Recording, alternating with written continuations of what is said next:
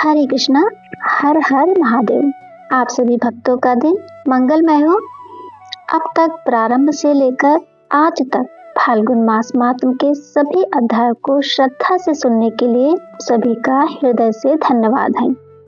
आपकी भक्ति और निरंतर प्रेम ही इस कथा यज्ञ की वास्तविक आहुति है। दोस्तों, आज दिनांक 28 फरवरी शनिवार के पावन अवसर पर आप सुनेंगे फाल्गुन मास महात्म का 27वां अध्याय। आज के अध्याय से पहले आप सुनेंगे भक्त गणेश नाथ जी की एक बहुत रोचक और प्रेरणादायक कथा जो छत्रपति शिवाजी महाराज के समय की है। तो दोस्तों, ये कथा हमें सिखाती है कि सच्चे भक्त के लिए लोक प्रतिष्ठा से बढ़कर भगवान का नाम ही सब कुछ होता है। तो ये सुनते हैं। मध्य प्रदेश के बालाघाट जिले में उज्जैनी के पास एक छोटे से गांव में गणेश नाथ जी का जन्म हुआ। उनका कुल भगवान का भक्त था। माता पिता भगवान की पूजा करते और नाम कीर्तन किया करते थे। बचपन से ही गणेश नाथ में भक्ति के संस्कार पड़े।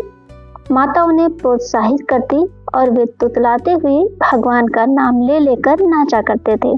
पिता ने भी उन्हें संसार के विषयों में लगाने की शिक्षा देने के बदले भगवान का महात्म ही सुनाया।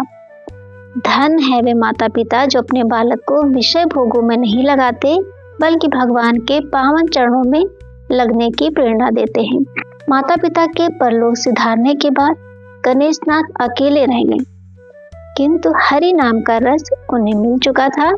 इसीलिए कामनी कांचन का माया जाल उनके चित्त को कभी आकर्षित नहीं कर सका। उन्होंने एक लंगोटी लगा ली और सर्दी गर्मी बरसात में भी दूसरे वस्त्र की आवश्यकता उन्हें नहीं रहती थी। वे भगवान का नाम कीर्तन करते, पद गाते और आनंद में होकर नृत्य करने लगते। कुछ समय बाद वे पंढरपुर चले गए और यहीं श्री कृष्ण का भजन करने लगे। एक बार छत्रपति शिवाजी महाराज पंढरपुर पधारे। उन दिनों अपने वैराग्य और संकीर्तन प्रेम के कारण साधु गणेश नाथ प्रसिद्ध हो चुके थे। शिवाजी महाराज उनके दर्शन करने गए। उस समय वे कीर्तन करते हुए नृत्य कर रहे थे। बहुत रात बीत गई पर उन्हें शरीर का पता ही नहीं था। छत्रपति चुपचाप देखते रहे। कीर्तन समाप्त होने पर शिवाजी ने उनके चरणों में मुकुट रखकर अपने खेमे में रात्रि विश्राम की प्रार्थना की। भक्त बड़े संकोच में पड़ गए, पर शिवाजी के आग्रह के आगे उन्हें मानना ही पड़ा। गणेश नाथ ने बहुत से कंकड़ चुनकर अपने वस्त्र में बांध ली। शिवाजी ने आश्चर्य से पूछा तो उन्होंने कहा कि भगवान का स्मरण दिलाएंगे। राज शिविर में उनके सत्कार के लिए सभी प्रकार की उत्तम व्यवस्था की गई। सुंदर पकवान, सोने के थाल, सुगंधित जल, स्वर्ण पलंग पर कोमल गद्दे और फूल बिछाए गए। ये सब देखकर गणेश नाथ सन्न रह गए। वे भोग के सारे पदार्थ जलती हुई अग्नि के समान जान पड़े। किसी प्रकार थोड़ा सा कुछ खाकर वे उस फूल बिछी शैया पर अपने साथ लाए कंकड़ों को बिछाकर उन पर ही बैठ गए। वे रोते रोते कहते रहे, पांडुरंग मेरे स्वामी, तुमने मुझे कहाँ लाकर डाल दिया। मुझे तो बस तुम्हारा ही स्मरण चाहिए। सवेरे शिवाजी ने आकर प्रणाम किया और पूछा, महाराज रात्रि सुख से तो बीती। गणेश नाथ ने उत्तर दिया, जो क्षण विठ्ठल का नाम लेने में बीते वही सफल है। ये सुनकर शिवाजी के नेत्रों में आंसू बहने लगे। उन्होंने साधु को आग्रह करके अपने यहाँ लाने का बड़ा पश्चाताप हुआ। उन्होंने चरणों में गिरकर क्षमा मांगी। गणेश नाथ ने देखा कि पंढरपुर में अब लोग उन्हें जान गए हैं और उनके आसपास भीड़ एकत्र होने लगी है। तब वे घने जंगल में चले गए। किंतु जब फूल खिलता है तो उसकी सुगंध फैलती ही रहती है। भगवान का दिव्य अनुराग से आकर्षित होकर भक्त उस वन में भी उनके पास एकत्र होने लगे। गणेश नाथ जी का भगवत प्रेम ऐसा था कि वे जिसे भी छू देते वही उन्मत्त की तरह नाचने और नाम कीर्तन करने लगता। सच्चा भगवत वही है जिसके पास जाते ही दूसरे विवश होकर भगवान का नाम लेने लगे।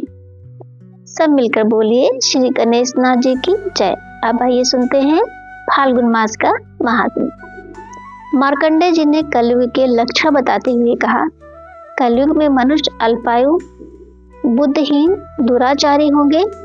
स्व अध्याय, तप यज्ञ आदि सत्कर्म नहीं होंगी। वे स्त्रियों के कामी और विषयासक्त होंगे। ब्राह्मण सकाम कर्म वाले करने वाले होंगे और याचक होंगे। स्त्रियां 10-12 वर्ष में गर्भ धारण करेंगी। पुत्र माता पिता का आदर नहीं करेंगे। ये सब कलयुग के लक्षण हैं। पूर्व काल में वसुधा नामक चक्रवर्ती राजा हुए। उनकी राजधानी अयोध्या थी। उनके राज्य में कोई दीन दुखी नहीं था। एक बार वे अमरेश्वर तीर्थ में यज्ञ करने गए।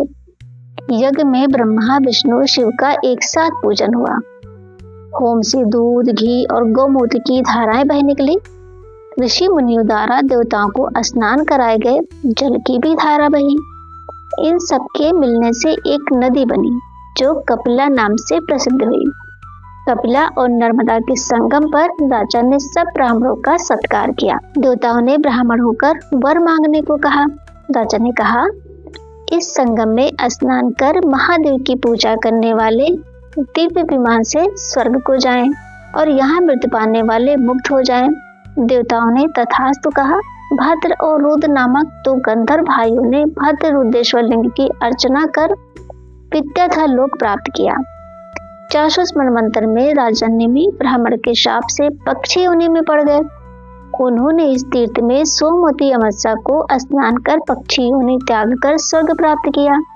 और एक बार दुर्वासा मुनि गया जी गए। वहां पिंड दान के बाद उन्होंने कहा, मैंने सुना था कि यहाँ पितर हाथ से पिंड ग्रहण करते हैं, पर मैंने नहीं देखा। मुनियों ने कहा, अमावस्या को ऐसा होता है, प्रतीक्षा करें। दुर्वासा ने कहा, अब ना तो मैं यहाँ पिंड दूंगा और ना ही स्नान दान करूंगा। फिर वे ओंकार तीर्थ आए और ओंकारेश्वर की स्तुति की। काल स्वरूप महादेव को नमस्कार है। त्रिमूर्तिधारी शिव को नमस्कार है। ऋग यजु सामवेद स्वरूप शिव को नमस्कार है।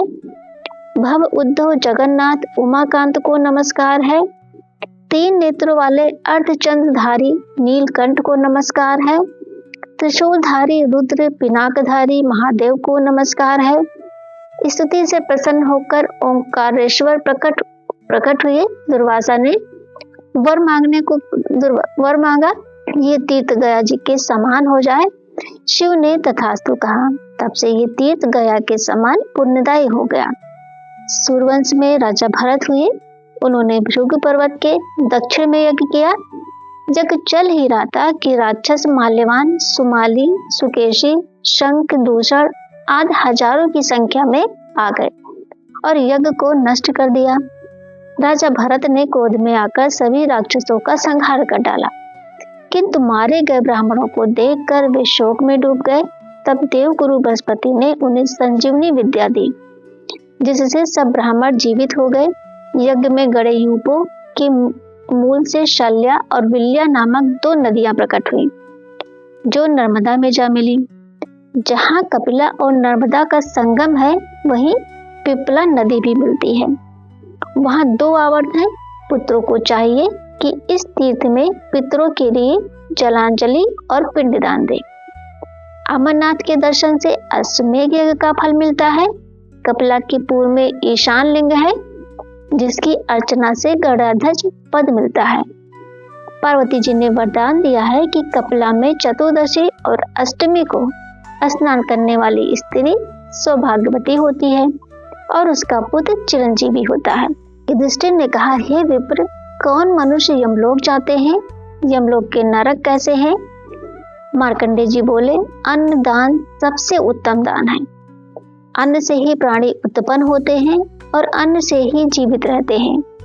जो पापी अन्नदान से मुंह मोड़ते हैं, वे भयानक दक्षिण मार्ग से यमलोक जाते हैं। यमलोक 86,000 योजन विस्तृत है। वहाँ भयंकर यमदूत रहते हैं। उस मार्ग पर तीखे कांटे, कंकड़, पत्थर, छुरे की धार, आरी, लोहे की सुइयां, दहकते अंगारे, तपती बालू, गड्ढे, कीचड़ और भयंकर जीव जंतु भरे हैं। पापियों को बलपूर्वक वहां ले जाया जाता है। वे अकेले, पराधीन, मित्र बंधु से रहित दग्ध होते रहते हैं। उनके कंठ सूखे, शरीर दुर्बल, मन भयभीत रहता है। उन्हें आग से जलाया जाता है, सींचों में बांधा जाता है गंदगी में डुबोया जाता है। किसी की छाती में, किसी के मुंह में, किसी के केशों में रस्सी बांधकर घसीटा जाता है। कोई पसलियों में, कोई भुजाओं में, कोई पेट या कमर में बांधे जाते हैं। किसी की जीभ में कील ठोकी जाती है। उन्हें मृदुंग और लोहे के डंडों से पीटा जाता है। भयंकर कोड़े लगाए जाते हैं। फिर उन्हें यमराज के सामने पेश किया जाता है। चित्रगुप्त उनके पापों की याद दिलाते हुए कहते हैं, अरे पापियों, तुमने पराई स्त्रियों का सतीत्व नष्ट किया है, पराया धन हड़पा, अब इसका फल भोगो। जिनके लिए तुमने पाप किए वे राज्य और स्त्रियां कहाँ हैं? अब तुम अकेले यहाँ आए हो। इसके बाद यमराज की आज्ञा से दूत उन्हें नरकों में डाल देते हैं। नरकों की 28 श्रेणियां हैं जो 7वें पाताल के अंत में घोर अंधकार में स्थित हैं।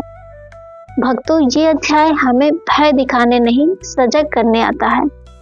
वैराग्य, अन्नदान, तीर्थ स्मरण, शिव विष्णु भक्ति और हरि नाम ही कलयुग की रक्षा कवच है। यदि कथा ने आपके हृदय में नाम स्मरण का एक दीप भी जलाया हो तो कमेंट में अवश्य लिखिएगा दोस्तों। हर हर महादेव। और पांडुरंग विठ्ठल वीडियो को अधिक से अधिक साझा करें ताकि ये कथा यज्ञ दूर दूर तक पहुंचे। अगले अध्याय में हम आगे की अद्भुत कथा सुनेंगे। तब तक के लिए जय श्री कृष्णा दोस्तों।